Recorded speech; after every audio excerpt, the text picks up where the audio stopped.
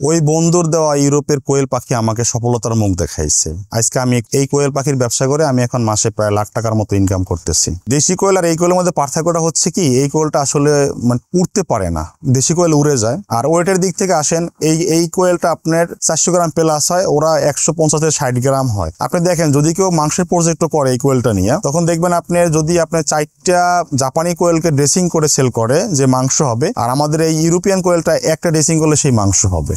এটা তো এখন দেখেন মাংসের জন্য অনেকে সেল করতেছে, হোটেলে বিভিন্ন জায়গায় সেল হচ্ছে। তাহলে আমার এটাই ভালো। খাবার কিন্তু প্রায় সেম 5 গ্রাম আপ ডাউন থাকে। জাপানি কোয়েল 25 গ্রাম খায়, এটা 30 গ্রাম খায়। আমি টাইগার মুরগি নিয়ে কাজ শুরু করি, সেখান দিয়ে আমার পথ চলা। কিছু বাচ্চা কালেকশন করি, 1200-র মতো বাচ্চা নিয়ে আসি ফার্স্ট টাইম। আমি এই বাচ্চাটা দিয়ে আমার লাইফ শুরু করি। এটা থেকে আমার এটা মাশাআল্লাহ বড় হয়ে যায়। 3 মাস পরে আমি ছাঁটাই করে দিই। এখান থেকে 50% মেল হয়, 50% ফিমেল হয়। ওটা থেকে আমরা ছাঁটাই করে এরপরে আমি একটা মেশিন কিনি, ছোট মেশিন কিনি। মুরগির ডিম ফোটানোর জন্য একটা মেশিন নিয়ে আসি। ওটা দিয়ে আমি আমার বাচ্চা কাচ্চা ফোটানো শুরু করি, টাইগার মুরগির ডিম ফোটানো শুরু করি এবং ইউটিউবে কিছু মার্কেটিং করি। ওখান থেকে মার্কেট শুরু হয়ে যায়, মোটামুটি বাংলাদেশে পরিচিত হয়ে যায়। আমি টাইগার নিয়ে কাজ শুরু করার মধ্যে একটা দখল হয়েছিল আমার, সেটা হচ্ছে আমার এক সময় জ্বর ছিল, করোনার পর 7 দিন জ্বর ছিল, খামার আসতে পারি নাই, মেশিনটা সাইলেন্ট দিয়েছিল, আমার কর্মচারী বুঝে নাই। একদিনে আমার 1800 ডিম নষ্ট হয়ে গেল। এখানে আমি হতাশ হয়ে যাই যে আমি এখন কি করব। আবার চিন্তা ভাবনা করে অনেক কষ্ট পাই, তারপর আবার এটা শুরু করি। মানে আমি থেমে থাকি নাই। দখল আসছে আমার লাইফে, অনেক দখল আসছে, কিন্তু আমি থেমে থাকি নাই। আমি সফলতা খুঁজছি, আমি সফলতা কোথায় আসবে।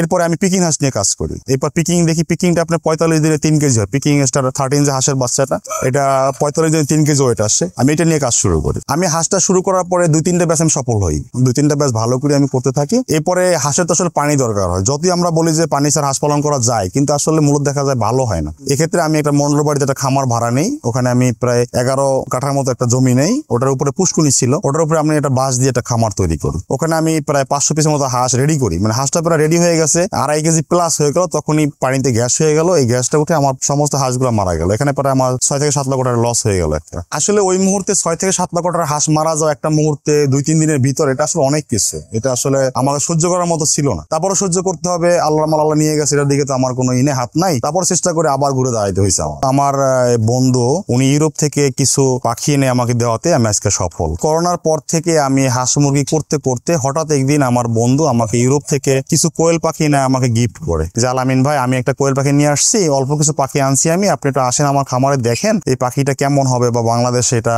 চলবে কিনা, বা এই ওয়েদার এটা চালান যাবে কিনা, বা টিকে থাকবে কিনা, একটু দেখেন। পরে আমি যাই, ওই কোয়েল পাখিটা দেখি। পরে আমরা পরামর্শ করি যে না, কোয়েল পাখিটা তো খুব ভালো, এটা খুব দ্রুত বর্ধনশীল, ওয়েটও ভালো আছে। আমাদের জাপানি কোয়েল ধরেন 140 গ্রাম বা 50 গ্রাম ওয়েট আসে, আর এই কোয়েলটা 400 গ্রাম প্লাস হয়ে থাকে। তো এটা তো বাংলাদেশে ভালো মার্কেট পাবে। সেক্ষেত্রে আমি আমার বন্ধুর সাথে পরামর্শ করে যে আমরা আরো কিছু পেয়ার নিয়ে আসবো, তুমি নক দাও, আমি আরো কিছু পেয়ার নিয়ে আসি। পরে আমার বন্ধু ইউরোপ থেকে প্রায় 60 পিসের মতো কোয়েল পাখি নিয়ে আসে। এটা আজ থেকে প্রায় 4-5 মাস আগের ঘটনা। কিছু পাখি আমাকে গিফট করে আর কিছু উনি রেখে দেয়। তারপর থেকে এটা থেকে আমার জীবন শুরু, কোয়েল পাখির শুরু হচ্ছে। তারপর আমি এটা নিয়ে ঘাটলাম, দেখলাম যখন একটা ব্রিড আমরা নিয়ে কাজ করা শুরু করি, তখন যেটা মানুষের মাঝে দিব বা এটা মার্কেটে বাণিজ্যিক রূপ নেবে, সেক্ষেত্রে আমরা আগে এদের হিস্ট্রি গুলো দেখি। তখন আমরা এটা গুগলে ChatGPT সার্চ করে ওদের হিস্ট্রি গুলো দেখলাম, লাইফ হিস্ট্রি গুলো কেমন, কোন ওয়েদারে কেমন হয়, সে কতটা বছরে ডিম পারে, সে কেমন ওয়েট আসে, মেল ওয়েট কেমন, ফিমেল ওয়েট কেমন খাবার খায়, এইগুলো সব ঘাটার পরে দেখলাম যে না, এটা বাংলাদেশে ওয়েদারে খুব ভালো কিছু হবে। তখন আমি এটা নিয়ে কাজ শুরু করে দিই। তখন মনে হয়েছিল যে আমি সফল হতে পারবো, যেহেতু এটার আমি ডিমের প্রোডাকশনও ভালো বা ওয়েটও ভালো। তখন আমি ভাবছি এটা নিয়ে আমি সফল হতে পারবো। তখন আমি এটার দিকে ফোকাস বেশি দেই, বা আমি আস্তে আস্তে প্রোডাকশন বৃদ্ধি করি, বাচ্চাগুলো ফোটাইতে থাকি, ওরা ডিম পাড়তে থাকে, ওখান থেকে আস্তে আস্তে